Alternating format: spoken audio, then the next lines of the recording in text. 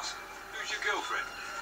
Hello Star Wars The Clone Wars fans, this is Septimus Destroyers with another Star Wars The Clone Wars episode review, and this review is on the episode Bounty, the 20th episode of Season 4. First one I'm going to talk about in this review is the cantina scene at the start of the episode. One thing I really liked about it is because in Season 3's episode, Sphere of Influence, it was just like a dull little cantina scene because what I was finding, there was no random background aliens. All they had then, that scene, was who needed to be there, effectively. But this scene was cool because there was lots of random background aliens in it. And even some ones you might not have recognised or might have forgotten, such as Cato Perez CD, who I spotted at one point in the background in one of the shots in the cantina. And there was also some pretty interesting stuff going on in the cantina, like when Bossk was talking to Ventress and all that, or forcing her to join bounty hunting, as I put it. And speaking of which, move on to the topic of bounty hunters. It always seems to strike me with the Clone Wars that whenever they feel they're in need of desperate measures, they decide to throw in bounty hunters. Take last season for an example. We had so many terrible episodes in the first half of the season, so the first half ended with bounty hunters, namely lame Cheddar Hiyuki and even lamer Robinino. So yeah, well, they weren't so desperate this time because they gave us a great episode in Massacre, more referring to the Bounty Hunters arc, which was pretty desperate itself. Only one, maybe two good episodes from that 4-pack. Anyway, the Bounty Hunters in this episode were cool. One of my flaws with the box was that they didn't explore any of the Bounty Hunters, they just killed them off. But in this episode, each one of the Bounty Hunters, 6 of them, had their moment to be a badass, and they were. So that was really cool. Boba Fett, actually I'll go on to him later, so yeah. Then there was Hysina, the droid. He was really cool. That's cool as well. Dengar, my favourite, finally shown up. He was badass for as long as he appeared. Bossk, the same as for Dengar. And speaking of which, move on to the next discussion, and that is Dengar as well. Dengar was really good in this episode. I really liked the voice acting on the character, and to be honest, I'm just going to put that I don't care who this guy is or what he did to Star Wars in particular and how he was once acquainted or associated with it. All I care is he has a good voice. He did a great voice for Dengar. That's all we need to care about. It's the character in question that matters, not the voiceover. End of. And Dengar was portrayed really well in this episode. He was, for those who were doubting him, well, he proved that any doubts wrong. He was definitely a badass and he could really throw down.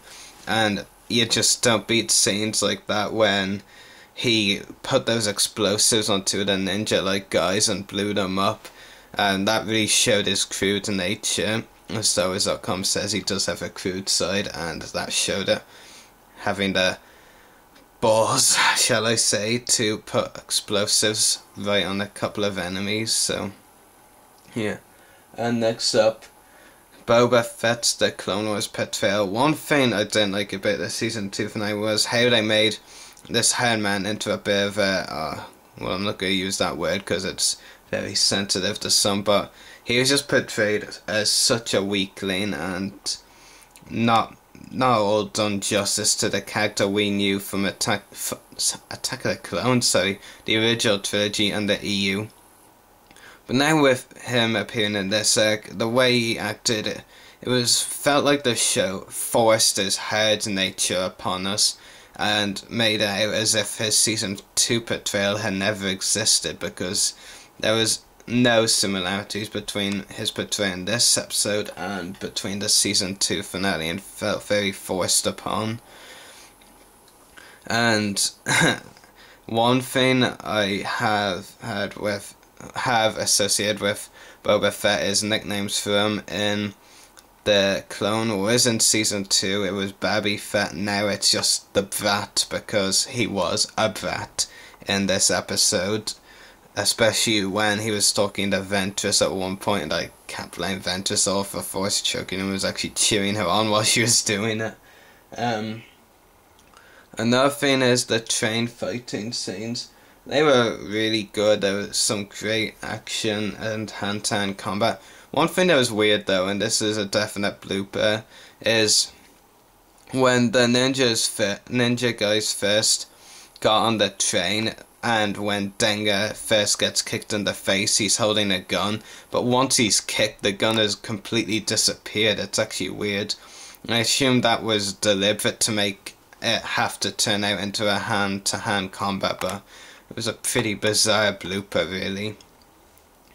And all the Benios got a good moment of fighting, and even that guy, Major Ragusu, or whatever his name is, he got some fighting as well, and he was the first one to get the kill, to kill one of the ninja guys. And my one main flaw, or one flaw actually in total with this episode, was the order of bounty hunters that were knocked out. Now, even though I'm a Dengar fanboy, definitely, even if I wasn't, I would totally disagree with the order they knocked the bounty hunters out in.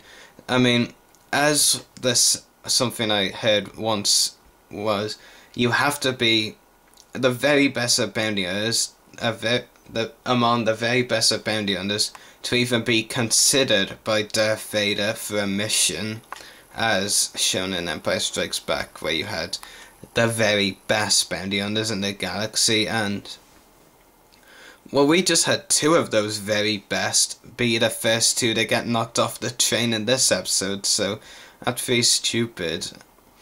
And so they're not really the best anymore, are they? But yeah. If it was me, I would have had Lats and Hysina go out first, because they're new, you don't really know what to make of them, really. And while they were cool, it would just make so much more sense if they were to go out first. Then, of course, move on to Dengar and Bossk, and they won't look so stupid. Well, Dengar actually did look pretty stupid when he got knocked out, because he was just standing still like a statue when one of the ninja guys kicked him over the railings. And yeah, Bossk, Lats, and Hysina's knocking off the train wasn't exactly awesome either, because it was pretty lame how they got knocked off either. But one thing I absolutely loved about this episode was the absolutely hilarious ending. I couldn't stop laughing after it because of when Ventress put Boba in that box. That was just absolutely amazing. Yeah, and putting the Brat in his place for definite. Don't get me wrong, I like Boba in the original trilogy and even the EU maybe, but in the Clone Wars he's just either a babby in season 2 or a Brat as in this episode. So the Clone Wars still needs to give him a better portrayal and do Boba Fett justice. But the ending was really funny and definitely at least among the best endings the show has given us. And the end scene with Ventress and Dengar and Bossk and Lats and Hysina at the end was a nice addition as well. Anyway, move on to my rating. This was another great episode this show has given us for this 4-part season 4 finale arc. Definitely an episode I will rewatch again and again. But I don't think it quite hit Massacre's standards. It was very close, but not totally close. So I'll have to give a rating of 9.5 out of 10. Anyway, next week's episode should be interesting, and that is Brothers. And we finally have the return of Savage Opress and Darth Maul. So that should be a very interesting episode to watch. The preview clip was good in the sense that it didn't give anything away, really. That's good, because sometimes preview clips can give quite a bit away. Like the first preview for the box. Oh, wait, Wadiathorians is already dead in the preview. So that was giving a bit away, to be honest. And Thankfully this preview didn't really give anything away. You've just had Savage saying a few things, then Tarzan in a mist sort of thing saying a few things to Savage, and that's about it. So anyway, hope you've all enjoyed this review, and may the force be with you.